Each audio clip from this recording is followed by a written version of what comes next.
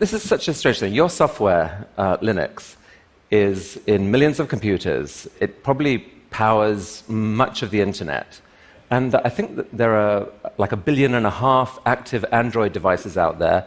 Your software is in every single one of them. It's kind of amazing. You must have some amazing software headquarters driving all this. That's what I thought, and I was shocked when I saw a picture of it.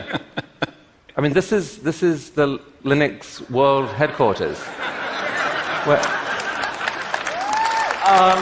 Yeah, it really doesn't look like much. And I have to say, the most interesting part in this picture that people mostly react to is the walking desk. It is the most interesting part in my office, and I'm not actually using it anymore. And I think the two things are related.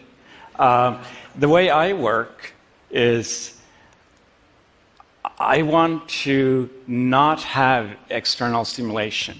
You can kind of see it on the walls are this light green. I'm told that at mental institutions they use that on the walls because it's like a calming color. It's not something that really stimulates you. What you can't see is the computer here. You only see the screen. But the main thing I worry about in my computer is it doesn't have to be big and powerful, although I like that. It really has to be completely silent, right? I know people who work for Google, and they have their own small data center at home, and I don't do that. My office is the most boring office you'll ever see, and I sit there alone, in the quiet. If the cat comes up, it sits in my lap, and I want to hear the cat purring, not the sound of the fans in the computer. So this is astonishing, because working this way, you're able to run this vast technology empire. It is an empire. So that's an amazing testament to the power of open source. Tell us how you got to understand open source and how it led to the development of Linux. I mean, I still work alone. I mean, don't really. I work alone in my house, often in my bathrobe. When a photographer shows up, I dress up, so I have clothes on. And that's how I've always worked. I mean, this was how I started Linux, too. I did not start Linux as a collaborative project. I started it as one in a series of many projects I had done at the time for myself. Partly because I needed the end result, but even more because I just enjoy programming. So it was about the end of the journey, which 25 years later we still have not reached, but it was really about the fact that I was looking for a project of my own, and there was no open source really on my radar at all. And what happened is the project grows and becomes something you want to show off to people, right? Really. And this is more of a, wow, look at what I did. And trust me, it was not that great back then. I made it publicly available, and it wasn't even open source at that point. At that point, it was source that was open, but there was no intention behind using the kind of open source methodology that we think of today to improve it. It was more like, look, I've been working on this for half a year. I'd love to have comments, right? And other people approached me. I had at the University of Helsinki, I had a friend who was one of the open source. It was called mainly free software back then. And he actually introduced me to the notion that, hey, you can use these open source licenses that had been around, and I thought about it for a while. I was actually worried about the whole commercial interests coming in. I mean, that's one of the worries I think most people who start out have, is that they worry about somebody taking advantage of their work, right? And I decided, what the hell, right? Huh. And then at some point, someone contributed some code that you thought, wow, that really is interesting. I would not have thought of that. This could actually improve this. It didn't even start by people contributing code. It was more that people started contributing ideas. And just the fact that somebody else takes a look at your project, and I'm sure it's true of other things too, but it's definitely true in code, is that somebody else takes an interest in your code, looks at it enough to actually give you feedback and give you ideas, which that was a huge thing for me. I mean, so I was 21 at the time, so I was young, but I'd already programmed for half my life, basically. And every project before that had been completely personal, and it was a revelation when people just started commenting, started giving feedback on your code. And even before they started giving code back, that was, I think, one of the big moments where I said, I love other people. Right? Don't get me wrong, I'm actually not a people person, right? I am, right? I don't really love other people. But I love computers. I love interacting with other people on email because it kind of gives you that buffer. But I do love other people who comment and get involved in my project, and it made it so much more. And so was there a moment when you saw what was being built and it suddenly started taking off and you thought, wait a sec, there's actually could be something huge, not just a personal project that I'm getting nice feedback on, but a kind of an explosive development in the whole technology world? Not really. I mean, the big point for me really was not when it was becoming huge, it was when it was becoming little, right? The big point for me was not being alone and having 10, maybe 100 people being involved. That was a big point. Then everything else was very gradual. Going from 100 people to 1 million people is not a big deal. To me, well, I mean, maybe it is if you want to sell your result, it's a huge deal, don't get me wrong. But if you're interested in the technology and you're interested in the project, the big part was getting the community. Then the community grew gradually, and there's actually not a single point where I went like, wow, that just took off. Because it took a long time, relatively. So all the technologists I talked to really credit you with massively changing their work. And it's not just Linux, it's this thing called Git, which is this management system for software development. Tell us briefly about that and your role in that. So one of the issues we had, and this took a while to start to appear, is when you grow from having 10 people or 100 people working on a project to having 10,000 people, which, I mean, right now we're in the situation where just on the kernel we have 1,000 people involved in every single release, and that's every 2 months, roughly, 2 or 3 months. Some of those people don't do a lot, right? There's a lot of people who make small changes. But to maintain this, the scale changes how you have to maintain it. And we went through a lot of pain, and there are whole projects that do only source code maintenance. And CVS is the one that used to be the most commonly used. And I hated CVS with a passion and refused to touch it. And tried something else that was radical and interesting, and everybody else hated. And we were in this bad spot where we had thousands of people who wanted to participate, but in many ways I was the kind of break point where I could not scale to the point where I could work on it with thousands of people. So Git is my second big project, which is only created for me to maintain my first big project, right? And this is literally how I work. Is I don't code for, well, I do code for fun, but I want to code for something meaningful. So every single project I've ever done has been something I needed, and so really both Linux and Git kind of arose almost as an unintended consequence of your desire not to have to work with too many people. Absolutely, yes. Now. That's amazing. Yeah. And yet, you're the man who's transformed technology not just once, but twice. And we have to try and understand why it is. Like, you've given us some clues, but here's a picture of you as a kid. You mentioned that you've been, with the Rubik's Cube, you mentioned that you've been programming since you were like 10 or 11, half your life. Were you this sort of computer genius, uber nerd? Were you the star at school who could do everything? What were you like as a kid?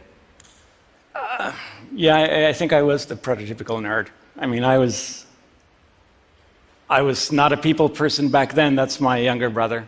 I was clearly more interested in the Rubik's Cube than my younger brother, right?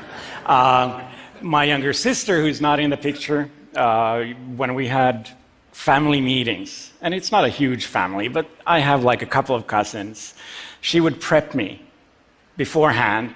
Like, before I stepped into the room, she would say, okay, that's so-and-so, right?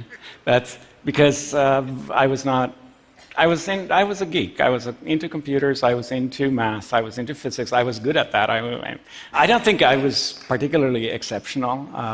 Apparently, my sister said that my biggest exceptional quality was that I would not let go, right? I would just... Okay, so let's go there, because that's interesting. You would not let go. So that's not about being a geek and being smart. That's about being stubborn.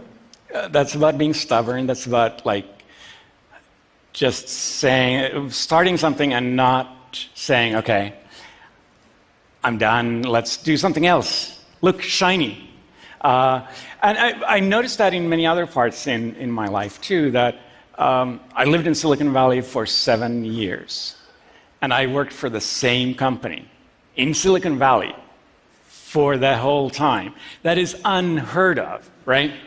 That's not how Silicon Valley works. The whole point of Silicon Valley is that people jump between jobs to kind of mix up the pot. And it's not the kind of person I am. But during the actual development of Linux itself, that stubbornness sometimes brought you in conflict with other people. I mean, talk about that a bit. Like, was that essential to sort of maintain the quality of what was being built? How would you describe what happened? I don't know if it's essential. Going back to I'm not a people person. Sometimes I'm also, shall we say, myopic when it comes to other people's feelings. And that sometimes makes you say things that hurt other people. And I'm not proud of that, right? But at the same time, I get people who tell me that I should be nice. And then when I try to explain to them that maybe you're nice, maybe you should be more aggressive, they see that as me being not nice. And what I'm trying to say is we are different. I'm not a people person. It's not something I'm particularly proud of, but it's part of me. And one of the things I really like about open source is it really allows different people to work together. We don't have to like each other, and sometimes we really don't like each other, really. I mean, there are very, very heated arguments, but you can find things that you don't even agree to disagree. It's just that you're interested in really different things. And coming back to the point where I said earlier that I was afraid of commercial people taking advantage of your work, it turned out, and very quickly turned out, that those commercial people were lovely, lovely people, and they did all the things that I was not at all interested in doing, and they had completely different goals, and they used open source in ways that I just did not want to go, but because it was open source, they could do it, and it actually works really beautifully together. And I actually think it works the same way. You need to have the people, the communicators, the warm and friendly people who really want to hug you and get you into the community. But that's not everybody, and that's not me, right? I care about the technology. There are people who care about the UI. I can't do UI to save my life. I mean, if I was stranded on an island, and the only way to get off that island was to make a pretty UI, I'd die there, right? so there's different kinds of people, and Okay. I'm not making excuses. I'm trying to explain. Now, when we talked last week, though, you talked about some other trait that you had, which I found really interesting. Right. It's this idea called taste, and I've just got a couple of images here. Now, apparently, I think this is an example of not particularly good taste in code. And this one is better taste, which, as one can immediately see. What is the difference between these two? So this is how many here have coded, right? Oh my goodness! Okay. So I guarantee you, everybody who raised their hand, they have done what's called a singly linked list, and it's taught. The first not very good taste approach is basically how it's taught to be done when you start out coding. And you don't have to understand the code. The most interesting part to me is the last if statement. Because what happens in a singly linked list this is trying to remove an existing entry from a list, and there's a difference between if it's the first entry or whether it's an entry in the middle. Because if it's the first entry, you have to change the pointer to the first entry. If it's in the middle, you have to change the pointer of a previous entry. So there are two completely different cases. And that's better. And this is better. It does not have the if statement. And it doesn't really matter I don't want you to understand why it doesn't have the if statement, but I want you to understand that sometimes you can see a problem in a different way and rewrite it so that a special case goes away and becomes the normal case. And that's good code. But this is simple code. This is CS 101. This is not important, although details are important.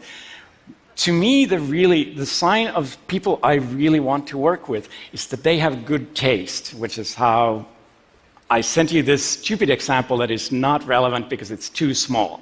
Good taste is much bigger than this. Good taste is about really seeing the big patterns and kind of instinctively knowing what's the right way to do things. Okay, so we're putting the pieces together here now. You have taste in a way that's meaningful to software people. You're a computer... I think it was meaningful to some people here. You are a very smart computer coder, and you're hellish stubborn. But there must be something else. I mean, you've changed the future. You must have this ability to have these grand visions of the future. You're a visionary, right?